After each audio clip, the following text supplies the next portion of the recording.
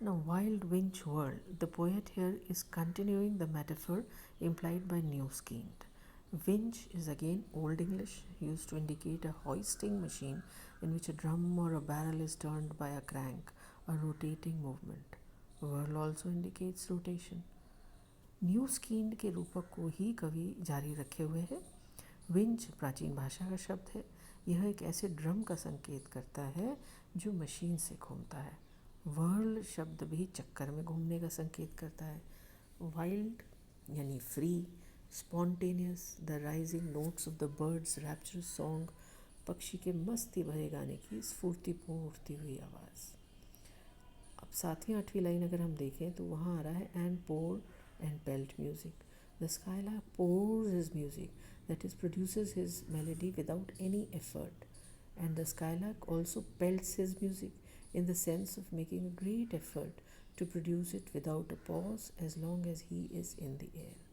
यानी स्काईलार्क बिना किसी प्रयास के संगीत पैदा करता है। पेल्ट शब्द का अर्थ है बिना रुके संगीत पैदा करने का प्रयत्न करना। To spill, to pour, to spend, to use, or here is to produce, पैदा करना। Till none's to spill nor spend. The skylark sings till there is no longer any music left with him to pour out or produce. Then the skylark comes down to the earth to rewind his score for his next flight. यानी skylark तब तक गाता रहता है जब तक उसका संगीत समाप्त नहीं होता।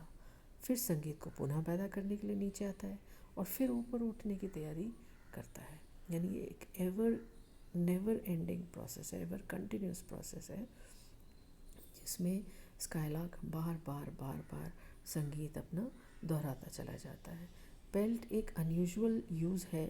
Peeled ordinary is used for pelting stones, जैसे पत्थर फेंक के मारना। The word is used for the flow of music which overwhelms the listener until there is none left to waste. यहाँ पे इसका शब्द का जो प्रयोग है थोड़ा असामान्य है। सामान्यतः यह शब्द पत्थर फेंकने के अर्थ में प्रयुक्त होता है। यहाँ यह शब्द संगीत की गति के लिए प्रयुक्त हुआ है जो श्रोता को तब तक प्रभावित करती रहती है जब तक संगीत रहता है।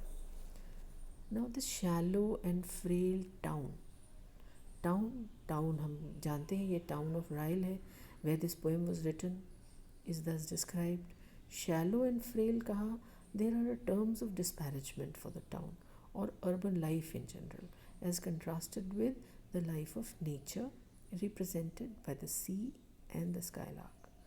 So रायल शहर जो है जहाँ इस कविता की रचना हुई थी, शहर और शहरी जीवन के प्रति अपनी घृणा या नापसंदगी को प्रकट करने के लिए शैलो और फ्रेल शब्दों का प्रयोग किया गया है। शहरी जीवन की तुलना प्रकृति के जीवन के साथ की गई है। सागर और स्काईलार्क प्रतीक के प्रतीक है। How this shame etcetera, the sea and the skylark put to shame this town with its meaningless, unworthy life which has no vitality in it. In other words, modern urban life is something of which people should feel ashamed by comparison with the vigorous life of nature. यानी सागर और skylark शहर को शर्मिंदा कर देते हैं क्योंकि शहर का जीवन अर्थहीन है तथा इसमें शक्ति का अभाव है। आधुनिक शहरी जीवन ऐसी चीज़ है जिस पर लोगों को शर्म आनी चाहिए। इसकी प्रकृति के साथ तुलना करने पर शर्म का यह भाव पैदा होता है। रिंग राइट आउट यानी एकोज एमिसन्स इन मेमोरियम। अगर आप कविता याद करें तो ring out the old, ring in the new. Ring right out का मतलब होता है इफेक्टिवली और फुल्ली डिमोलिश और supersede. Right is here use to lend emphasis, जोर देने के लिए। The idea is that the pure and elemental sounds of the sea and the skylark singing expose by contrast the town which is ugly and degrading. Ring right out का अर्थ है पूर्णतः तथा प्रभावशाली ढंग से बाहर कर देना, नष्ट कर देना। राइट शब्द का प्रयोग यहाँ बल देने के लिए प्रयुक्त किया गया है। तात्पर्य यह है कि समुद्र की पवित्र आवाज़ें तथा स्काईलार्क का गाना तुलनात्मक दृष्टि से शहर के पतन और बंदेपन को उजागर करता है। रिंग आउट ओवरथ्रो यानी उखाड़ फेंकना। V is for human beings, मानव के लिए प्रयोग हो रहा है। Have lost, that is we have lost. Earth's past prime मतलब अर्थ का जो यूथ है, the early youth of the earth or of mankind which has now passed, यानी पृथ्वी या मानव जाति का यौवन काल अब बीत चुका है. Have lost prime, that is time of joy and zest has gone. आनंद और मस्ती का वह बड़ा जो समय है वो समाप्त हो चुका है. Our make and making breaking, the meaning here is not very clear. The meaning here seems to be that our nature and natural inclinations are in the process of decay and degeneration. यहाँ अर्थ पूर्णतः स्पष्ट नहीं है. शायद इसका अर्थ है हमारी प्रकृति और हमारे प्राकृतिक झुकाव पतन की तथा नाश की प्रक्रिया में है. मेक एंड मेकिंग ब्रेक, अगर हम इसको और एक ढंग से समझाने का प्रयास करें तो इंसान का जन्म होता है और जन्म होते ही वो मृत्यु की ओर बढ़ने लग जाता है.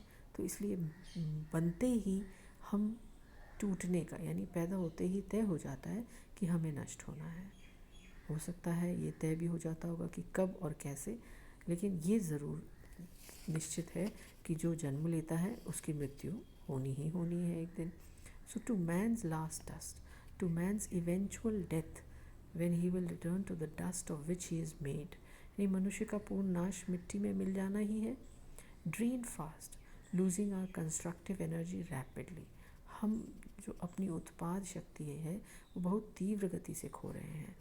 Mains first slime, the original state of slime from which man emerged, मूल दशा, ये कीचड़ की दशा जहाँ से मानव जीवन निकला, यानी इंसान की शुरुआत डस्ट से ही हुई. और फ्रॉम डस्ट टू डस्ट की हम अक्सर चर्चा करते हैं, यानी मिट्टी से ही पैदा होता है और मिट्टी में ही मिल जाता है एक दिन. तो down to man slime, man is deteriorating rapidly, he is moving fast to his doom when he will die and mingle with the dust of which he is made. He is quickly returning to that original state of slime from which he emerged. Thus we are witnessing not progress but retrogression. ये मनुष्य का तीव्र गति से नाश हो रहा है. हम उन्नति नहीं देख रहे, अपितु पतन देख रहे हैं. यानी स्लाइम मतलब muddy. Strong words like sordid and turbid are also used, ये सब गंदगी के लिए प्रयोग हो रहे हैं. So the Sea and the Skylark basically is a sonnet where the poet in very unusual terms is describing man versus nature. He finds man wanting in every aspect and nature is beyond comparison. So man should in fact try and return to nature and give up his wild ways.